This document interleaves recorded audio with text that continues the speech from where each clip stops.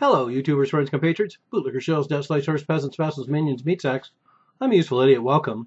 And let's go to this story about the not-so-good old USA and Yahoo scanning all their users' email for the government.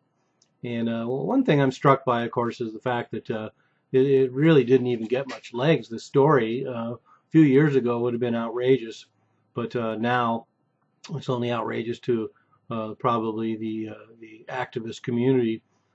So that says something right now. We're so numb to the fact that we're being surveilled all the time that a story like this comes out, and it really doesn't really cause much outrage at all.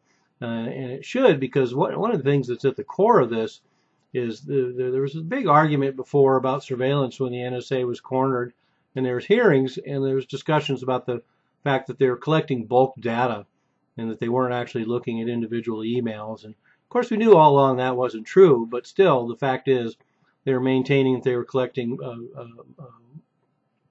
huge amounts of data and storing it, and that they were only looking for specific users, or particularly foreigners, etc. But as it turns out, now, and then one of the other interesting aspects of this, of course, is just this collusion between the tech companies and the United States government, particularly law enforcement. And so once again, we see this confirmation. And this brings up the fact that a lot of those companies, theoretically, like Facebook and Google and the like, Verizon and telephone companies and tech companies have all apparently had some issues dealing with the government. But for the most part, it seems like they're all on board. And a lot of this is just a facade. And Yahoo is a good example of that, because now it not only turns out they're reading emails in real time, but they also designed a special program last year to capture and scan all the users' incoming email after being ordered by the NSA and the FBI. And the reason why they say the NSA or the FBI is because at different levels, in different parts of the program, the NSA or the FBI are using it. So they use tens of thousands of keywords and then zero in on those emails that contain that. It's really not hard to imagine.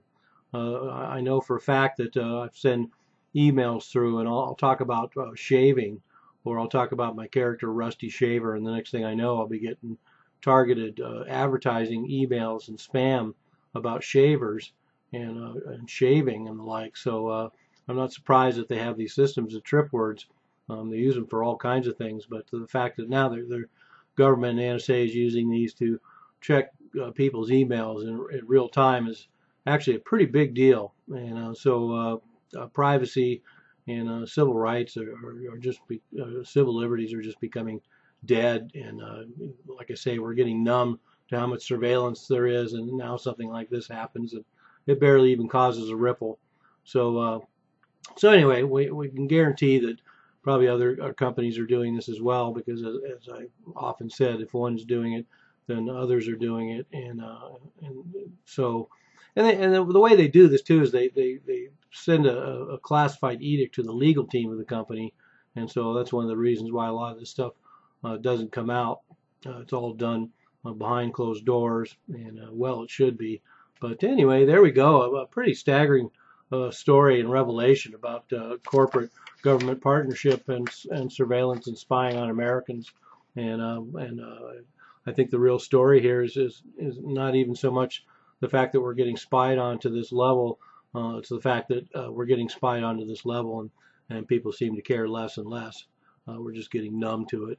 So Yahoo, I'm a Useful Idiot. Don't you be one too.